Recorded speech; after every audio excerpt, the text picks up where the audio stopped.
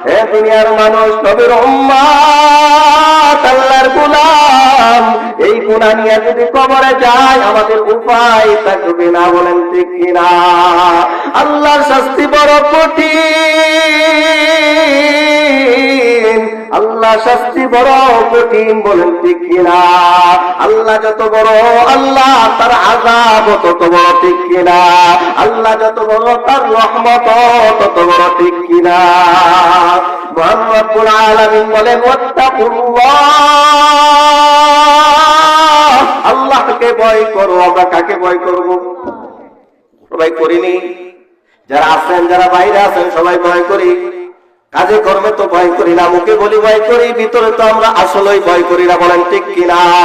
এই জন্য মহান রব্বুল আলামিন আমাদেরকে জানায়া দেয় তার নিজের ভাষায়, বলেন, ইয়া আইয়ুহাল্লাযীনা আমানুত্তাকুল্লাহ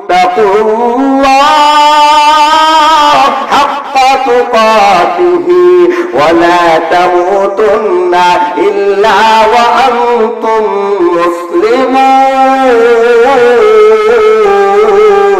আল্লাহু আকবার বলেন। হে দুনিয়ার মানুষ, নবীর উম্মত, আল্লাহর গোলাম, আল্লাহ কত আদর করে ডাক দিলেন, হে মুমিনগণ, তোমরা আমি আল্লাহকে ভয় করার মতো ভয় করো, ভয় করার মতো ভয় করো। সাবধান সাবধান, মুসলমান না হয়ে মৃত্যুবরণ করো না। আমরা তো সকলেই মুসলমান, ঠিক কিনা? আল্লাহ যে আবার বললেন মুসলমান না হয়ে মৃত্যুবরণ করতে, তার ব্যাখ্যা কি?